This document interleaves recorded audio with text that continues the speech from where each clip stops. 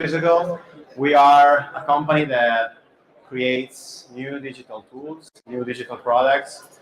We design them with the customer, talking with the end users, and then we develop them. So we're not talking about websites. We are talking about 40 software engineers and designer working together to create new technologies. Okay, like for example, software is integrated with devices, with wearable, with ERPs, with servers, respecting all the cybersecurity norms. So building new tools from scratch, exactly based on the needs of the customer. For example, an IoT app to unlock trash bins that allows cities to implement new business model. For example, collecting money from tourists before trashing their waste, or making beehives becoming smart. So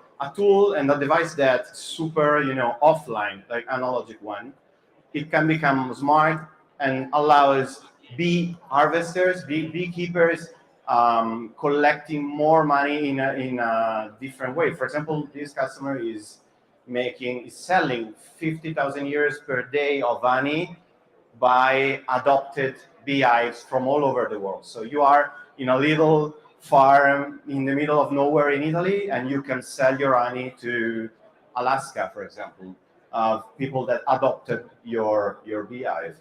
Or you can also build process innovation. You have a lot of processes in your company, and you can optimize them, bring in the know-how of your people in a digital intelligence that can manage the processes of your company.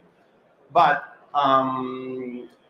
of course, you can create a lot of different tools. Technology is our superpower, but you need to get to the right question. You need to get to the right objective.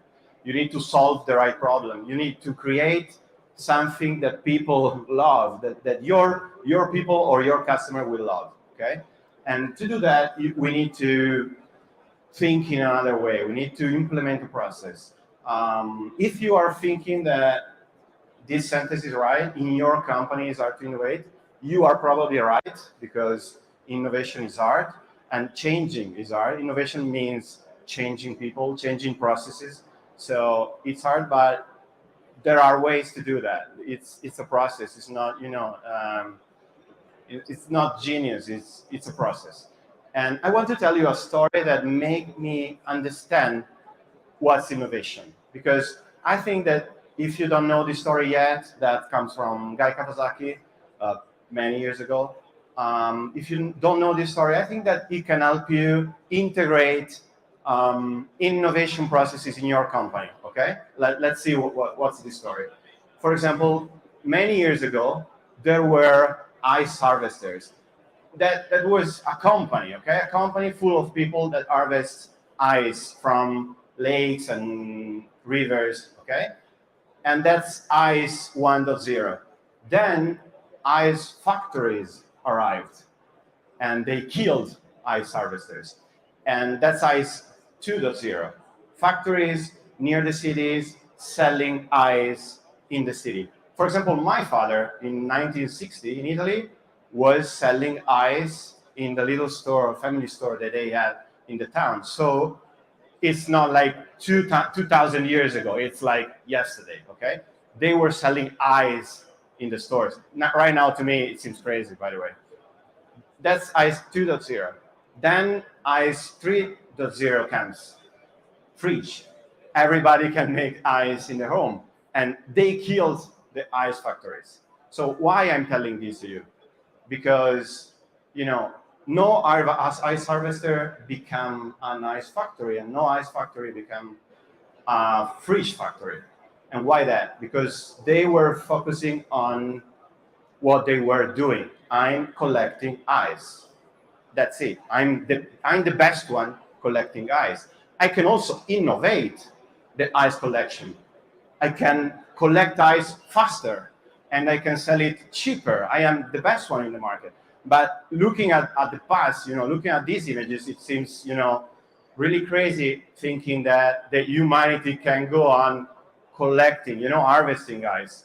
Of course, you smile looking at that picture. You think, how can you think that that's the future, that, that can last? So they were thinking, what I do, I collect ice, I create ice. Now I create fridges. Now we have LCD display on the fridge, and the innovation is making the fridge consume less energy, for example. That's the innovation, the progressive innovation. But if you start thinking what I provide to my customer, not what I do, but what I provide. I provide, for example, food conservation. Okay, so if you think about that, you can find the red line between all these, disruptive innovation. For example, I am locksmith near Boston. I know a friend of mine who is working in MIT, and I don't know, I cut iron. Okay, that's my job. What I do, I cut iron to create keys. Okay, but what am I providing to people in 2020? I'm providing security. With my keys, you can lock your door down. Okay, so what's security in 2000? Of course, this happened like 1990, more or less. And they together, a locksmith with an MIT researcher, they created RSA. That's the protocol that everybody is using to, like banks is using to communicate data securely. Okay, so if I focus on what I provide, I stop being iron, cutter, and I start being a security provider. Okay, and then when I see myself as a security provider, I can see my future. I can work on my future. So, what are we providing to our customers? Are we sure that we are just filling bottles or providing bottles or providing, tap tools or yeah? So thinking about that, I think that will help your business going forward, because innovation is not about being genius about ideas, is about making those ideas happen. So it's about the process. Okay, and in UQIDO we are 40 people implementing the right processes to start from a problem and developing the right technology to solve that problem. And another tool and another advice that I can give you today is that the right way to go forward and to focus on what you provide is by launching experiment. Right now, there is no guru that can tell you what to do in the next 10 years. You need to experiment that. You need to get data from the market. You need to validate your assumption by launching experiment. We did that, and we do that every day.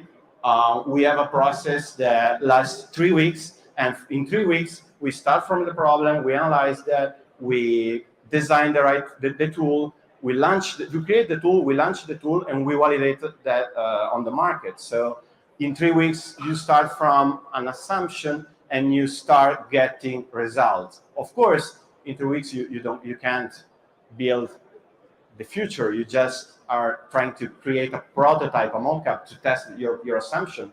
But in Silicon Valley, there is a saying that's don't worry, be crappy. So that's a way to launch and to see your job, to keep launching and evolving and iterating on your tool to make it better, to actually make something people want. So I'm done right now. I suggest you to also follow the Cesare speech this afternoon because it will be great. And I thank you for your attention right now. Thank you very much.